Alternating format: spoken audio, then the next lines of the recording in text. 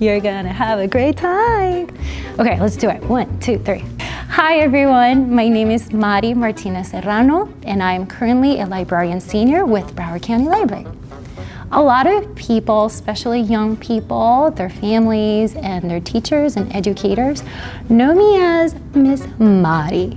I personally love it. I think it's very special, and it has become a very important part of who I am as a librarian. I'm a trained children's librarian. When I completed my master's in library and information science, I chose youth services as my professional path.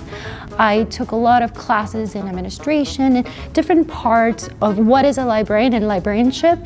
But within my heart, I knew that I wanted to work with the youth, and there was a career path in youth services, and I said, I want to be a children's librarian. I want to know a little bit of everything, but I want to work for and with the kids.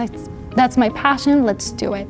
So I worked for many years as a youth services librarian, and here in Broward County, so a lot of people know me as the children's librarian, Miss Marti. It has come to a consensus among my team of teachers and media specialists that Miss Marti has a nice tone to it, and it's very memorable, and I'm all about making memories. Everything I do, from serving at the desk to doing outreach to my programs, I want to make sure that it's a special memory, a memory that people will want to return to the library because it's all about experience. So Miss Marti it was, and it just stuck. I love it. I find it very endearing, and it's a sign of appreciation and respect among teachers, and it kind of transitioned organically to children librarians because we're part of that world, that ecosystem. And when we are there at the school, we're just another teacher. Like, they see us as another teacher. And when we are at the library and they see us after school at the library, that experience continues. So something so simple as, how do we call you? How we'll introduce you to the kids? Something so simple, it's yet so meaningful because it's that interaction, that memory that lingers. And when the kids see me again, either at the school or at the library, they will remember that great experience that we had together. So I grew up in Puerto Rico. My mom makes sure that I always say it in Spanish. I'm rolling my R's, Puerto Rico.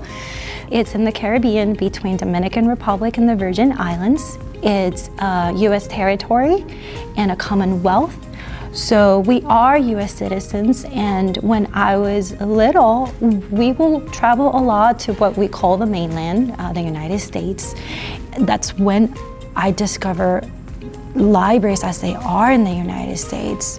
Bright, big, beautiful, cozy. My mom was a teacher. My mom loved her job. To this day, I mean, once a teacher, always a teacher. So shout out to all the teachers watching this video. You're seen, we love you, we appreciate you, and we're so grateful for your work. So part of adventures with my family were very educational. We would go out to parks and see what trees were there, and we will study the trees and the birds, and ay mama. It was always a classroom. It was super fun, and we were always learning, but my mom never clocked out. I mostly remember my experience at the school library. As I got older, I would go to the library, not necessarily with the class, on my own, and the library became my refuge.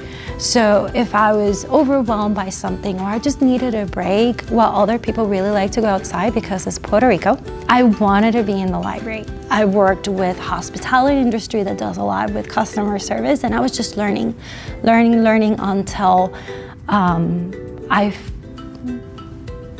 until a library found me. I was about to say until I found the library, but the truth is that the library found me.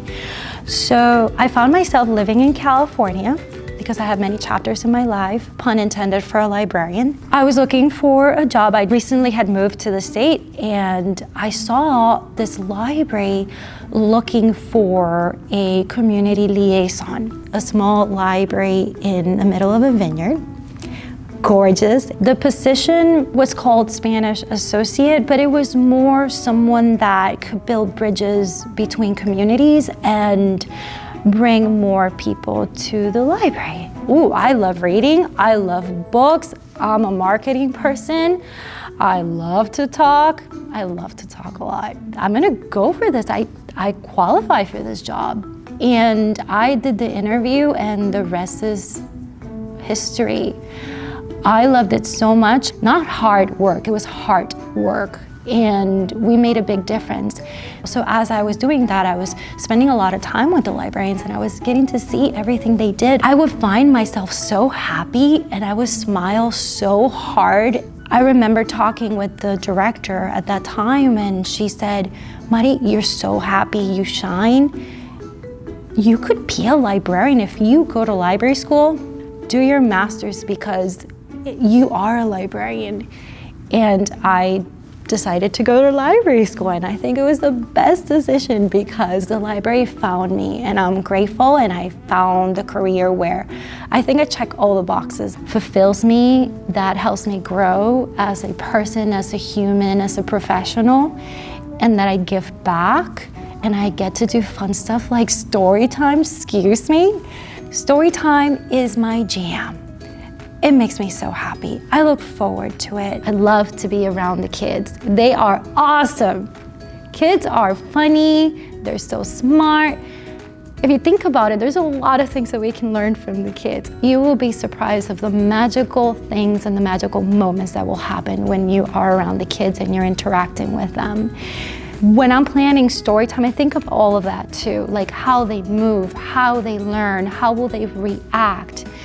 Who are my audience? Very different babies, from toddlers, from preschoolers. I did a story time on dinosaurs and we had songs about dinosaurs. We had a felt activity about dinosaurs. We had a book about dinosaurs. Yes, dinosaurs are cool. Kids love it. Grown-ups should because dinosaurs are just cool. But every single activity also touch on different early literacy skills and practices.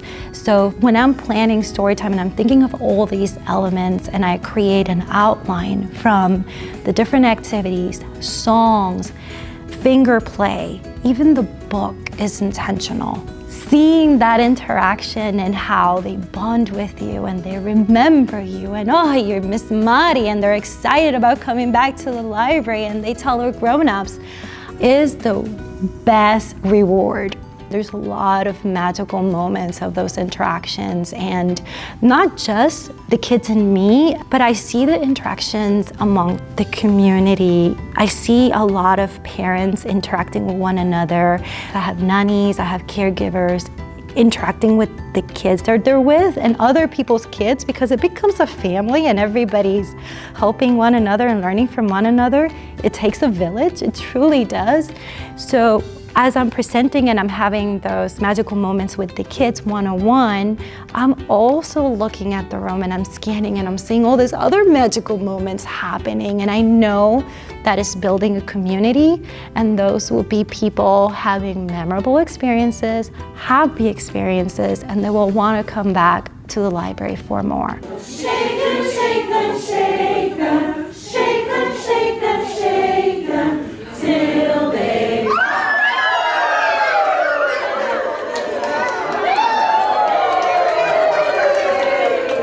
So 2020 was a very hard year for everyone. But when you serve the public and physical interactions are part of your everyday, even though we have those digital resources 24/7, that's what the library is about. It's a community hub, it's a connection hub. So when everything closed down and for safety, we couldn't have friends over, we had to reinvent ourselves. It's part of our job to understand how our communities change, those preferences, those likes, those needs, and identify gaps. So we went back to the drawing board. How can we still serve the public? Okay, we have our digital services, but how can we still serve the public while we're closed? Because the people need their library. And we had curbside service. We were constantly on the phone getting these books for them, even if it was afar. And I was able to see them and they will like give me hearts in the window of a car. Like that was a very special moment for such a uneasy time. Those little magical moments happen a lot through curbside. we also did a lot of online videos. I got the chance to work with a lot of wonderful librarians, and we put together story times on YouTube and the different social media channels that the library has. So I was still doing story time. Remember that I love it? Oh yeah. It was a little bit sad because I couldn't see the kids, but as I looked at the camera, I would just imagine them around me, and I made it happen regardless of that it was a hard time, and sometimes I will have to take a deep breath, and I was sad. We talked about our feelings and emotions a lot. We were all sad, but we made it happen. We pushed through, and those videos are still on the library channel. So if you haven't looked at the Broward County Library social media, and this includes YouTube channel, Instagram, Facebook, make sure you look for them, you follow them, yes, the thumbs up, subscribe, because there's a lot of content out there. It will be there and it's relatable, and a lot of people will still enjoy it regardless of the time that passes. So make sure you follow the library so you never miss a thing. From September 15th through October 15th, we're celebrating in the United States Latino Heritage Month or Hispanic Heritage Month. During that time, we do a lot of programs to celebrate the achievements of Latin Americans and their legacy towards our history in the United States. But I take advantage of that time to remind everybody that we come from different places, we're stronger together, and let's make sure that the new generations that come in